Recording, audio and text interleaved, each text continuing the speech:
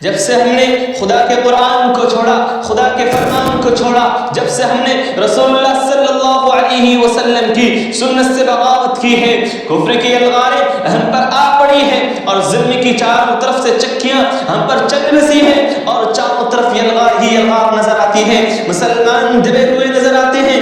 آج عالم اسلام کے اندر سارے حکمران خواب غفلت میں سوئے ہوئے ہیں، اور یاد رکھو مسلمانوں، آج فلسطین کے اندر کیا کچھ نہیں ہو رہا ہے۔ مسجد اقصی پکار پکار کر مسلمان نوجوانوں کا نام لے رہی ہے، جو آج سینما کے حوالے ہو گئے ہیں، جو آج اپنی زندگی کو رسول کے مخالفت میں گزار رہے ہیں۔ یاد رکھیے مسلمانوں، مسجد اقصی یہ ہمارا ترکہ ہے، مسجد اقصی یہ مسلمان کا ایمان ہے، مسلمان کی غیرت ہے۔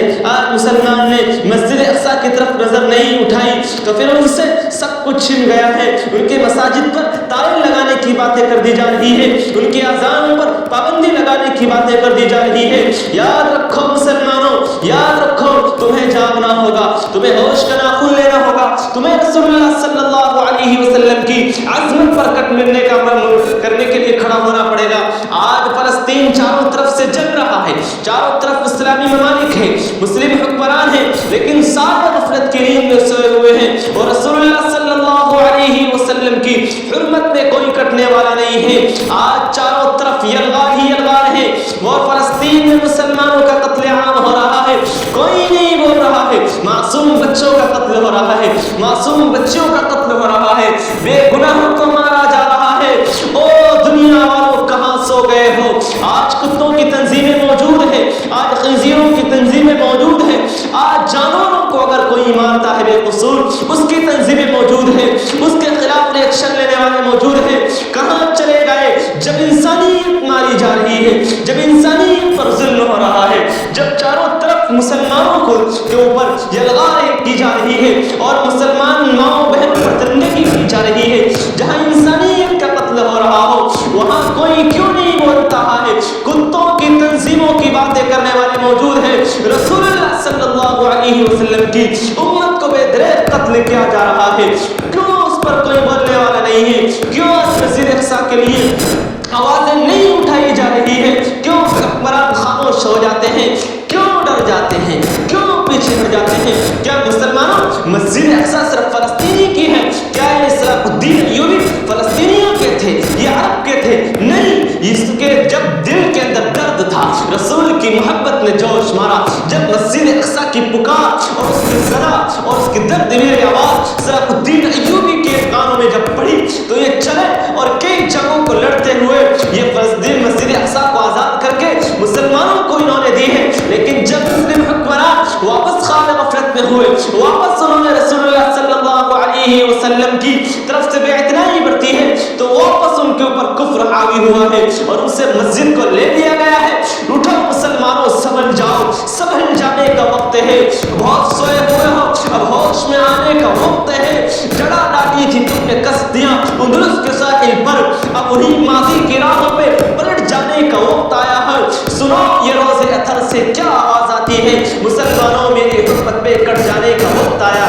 مسلمانوں یہ آپ حضرات تو ہمیں تو بعض مرتبہ اس بات کا علم ہی نہیں ہے، بہت سے بھائی تو یہ کہتے ہیں کہ مسجد اقصی فلسطینیوں کی جگہ ہمیں سمجھ میں نہیں آئی ہے۔ یاد رکھو آج اگر کوئی میری زمین پر قبضہ کر لے، آج اگر کوئی ہماری چیز پر کوئی قبضہ کر لے، ہم تو بڑے بے کھڑے ہو جاتے ہیں لڑنے کے لیے، اپنا حق وصول کرنے کے لیے۔ یہی فلسطین کے ساتھ ہو رہا ہے، زمین ان کی رہائش کے لیے وقتی طور پر دیا، لیکن جو علماء تھے، جو دانشوران تھے اور ملک ہندوستان کے علماء بھی ان میں شامل تھے، جب فلسطینی حضرات، فلسطینی مسلمان یہودیوں کو زمین بیچ رہے تھے تو اس وقت کے علماء نے یہ کہا تھا کہ یہودیوں کو زمین نہ بیچی جائے، ضربت علیہم الذلۃ والمسکنہ۔ یہ تو ایک ذلیل قوم ہے جن کا دنیا میں کوئی ملک نہیں ہے، نہ جن کا دنیا میں کوئی گھرانہ ہے، نہ آخرت میں کوئی ٹھکانہ ہے۔ یہ جو پیغمبروں کے نہیں ہوئے یہ بھلا مسلمانوں کے ہو سکتے ہیں؟ یہ بھلا پیغمبروں کو جنہوں نے دھوکہ دیا ہے یہ مسلمانوں پر رحم کھا سکتے ہیں؟ یاد رکھو فلسطینی کی زمین جس پر آج یہودی قبضہ کیے ہوئے ہیں یہ دراصل مسلمانوں کی زمین ہے، لیکن وقتی طور پر، عارضی طور پر جب بھی انہوں نے قبضہ کر لیا، جیسے کہ ملک ہندوستان کے اندر انگریز آیا اور اس نے اپنی کمپنی اور اپنی طرح جگہ جگہ بنائی اور پھر وہ خود ہی مسلمانوں اور ہندوستان کے خلاف ہوا اور ہندوستان سے اسلام کی بے خونی کے لیے اس نے اعلان کیا. لیکن وہاں بھی مرد مجاہد کھڑے تھے. آج یاد رکھیے فلسطینی کی جو جماعت ہے, حماس کی جو جماعت ہے, یہ جو جد و جہد کر رہی ہے, ہمیں امید ہے اور چڑھتے سورج کی طرح یقین ہے اور ہمیں رسول اللہ صلی اللہ علیہ وسلم کی احادیث سے ہمارے سامنے باتیں آشکارا ہو جاتی ہیں کہ قیامت اس وقت تک نہیں آئے گی جب تک کہ یہودی اس دنیا سے ختم نہیں ہو جائیں گے, یہودی اس دھرتی سے نیست و نابود نہ ہو جائیں گے. یہاں تک کہ اگر یہودی کسی پتھر کے پیچھے چھپے گا, کسی درخت کے پیچھے چھپے گا, تو پتھر یا درخت یا جس چیز کے پیچھے بھی چھپے گا وہ پتھر وہ چیز چیخ کر کہے گی کہ بھائی ادھر آ, یہاں ایک یہودی چھپا ہے. لیکن ایک برکت نامی درخت ہے جو اس کی حفاظت کرے گا. خیر یہ یہودی ہے, آج فلسطینی لڑ رہے ہیں, 6 مہینے ہو گئے ہیں, ہمیں تو ذرا پیاس کی شدت لگتی ہے, شام کو ہمیں کھڑا نہیں ہوا جاتا ہے, ہمیں تو ذرا بھوک کی شدت بھی معلوم نہیں ہے, ذرا گرمی کے موسم میں ہمیں کچھ پتہ نہیں ہے, ہم صبح سے لے کے شام تک کے روزے کے اندر نڈھال ہو جاتے ہیں. جن بچوں کے پاس کھانے کا کچھ نہیں ہے, جن کے پاس پہننے کا کچھ نہیں ہے, جن کے پاس آج ایک بوتل پانی کی ملتی ہے اس کو رکھتے ہیں, پیٹ بھر کر پانی نہیں پیتے ہیں, شاید دوبارہ پیاس لگے تو کیا پیئیں گے, آج ان کے لیے کوئی بولنے والا نہیں ہے. سارے مسلمان خاموش ہے. کیوں خاموش ہے؟ یہودیوں نے ساروں کے گلوں کے اندر اپنا توڑ ڈالا ہوا ہے, ساروں کو اپنا گرویدہ بنایا ہوا ہے اور لوگ اس بات پر ہیں کہ کہیں ہم ان کے خلاف ہو جائیں تو یہودی ہمارے دشمن نہ بن جائیں. جن کو انہوں نے دوست بنایا ہے در حقیقت وہ ان کے دشمن ہیں. یا دیکھو جا کر محمود عباس کو دیکھو, یہ جو بیٹھا ہوا ہے یہ مصر کا حاکم, یہ ظالم ہے, یہ بارڈر نہیں کھولتا ہے مسلمانوں کی مدد کے لیے. او مسلمانوں سنو, رسول اللہ صلی اللہ علیہ وسلم غزوہ بدر ہو رہا ہے اور رسول اللہ صلی اللہ علیہ وسلم ایک طرف جب پہنچتے ہیں تو اچھا پانی ان مشرکوں کو, ان عرب کے ان جاہلوں اور جباروں کو ملا تھا جو رسول اللہ صلی اللہ علیہ وسلم کے خون کے پیاسے تھے. لیکن جب فراوانی ہوئی رسول اللہ صلی اللہ علیہ وسلم کی جب پانی کی طرف فراوانی ہوئی تو رسول اللہ نے خون کے پیاسوں کے لیے بھی پانی کو دیا اور پانی فراہم کیا. تم ان کے لیے پانی بند کر رہے ہو جو سرزمین انبیاء پر بسنے والے ہیں, تم ان کے ساتھ غداری کر رہے ہو. یاد رکھو مولانا سجاد صاحب نعمانی دامت برکاتہ العالیہ نے کئی دفعہ اپنے بیان میں کہا کہ یہ چھٹائی کا دور ہے, سمجھ میں نہیں آتا ہے, لیکن بات آشکارا ہو گئی. کون کہہ رہا تھا؟ بڑے بیان بازی کرنے والے بہت کہنے والے تھے, لیکن سارے خاموش ہیں, کوئی آواز نہیں اٹھا رہا ہے, کوئی بولنے والا نہیں ہے. فلسطینیوں کے حق میں کوئی بولنے والا نہیں ہے. یاد رکھو یہ خاموشی کہاں تک تمہیں جز دے گی.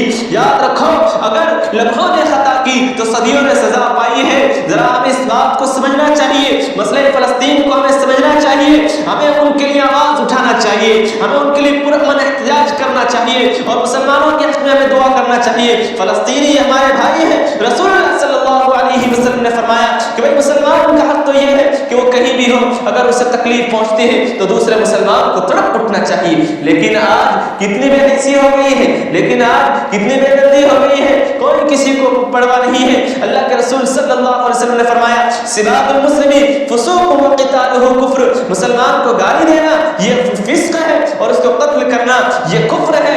اور آج اگر فلسطینی شہید ہو رہے ہیں تو میں کہتا ہوں کہ اگر ہم ان کا بائیکاٹ نہیں کر رہے ہیں, ان کے پروڈکٹ کا بائیکاٹ نہیں کر رہے ہیں اور ان کا استعمال کر رہے ہیں تو یاد رکھیے ہم بھی ان کے قتل کے اندر شمار ہیں. ہمارے بھی ان کے اندر ان کے قتل کے اندر امداد کرنا ہے. ہم ان کی کوئی ایک چیز خریدتے ہیں, کئی ڈالر کا ان کو فائدہ ہوتا ہے. یاد رکھو یہ ہوش میں ہونے آنے کا وقت ہے, سونے کا وقت نہیں ہے, جاگنے کا وقت ہے. کفر تمہارے خلاف کیا سازشیں کر رہا ہے, تمہارے خلاف کیا باتیں چل رہی ہیں, لیکن اگر تم یوں ہی رہے اور یوں ہی چلتے رہے تو یاد رکھیے مسلمانوں وقت دور نہیں ہے, وقت تو نکل جاتا ہے, ختم ہو جاتا ہے. لیکن اور ہمیں یہ چڑھتے سورج کی طرح یقین ہے, ابتدا میں بھی کہا اب بھی کہہ رہا ہوں کہ یہ فلسطین آزاد ہوگا, اسرائیل ختم ہوگا, بھاگے گا, یہ نیست نابود ہوگا, یہ دم بریدہ ہوگا. اور آج جب کہ مسلمان نہتے مسلمان لڑ رہے ہیں, کئی دن ہو گئے لڑتے ہوئے, اور آج بھی وہ بالکل بے خوف و خطر لڑ رہے ہیں اور جانیں پیش کر رہے ہیں.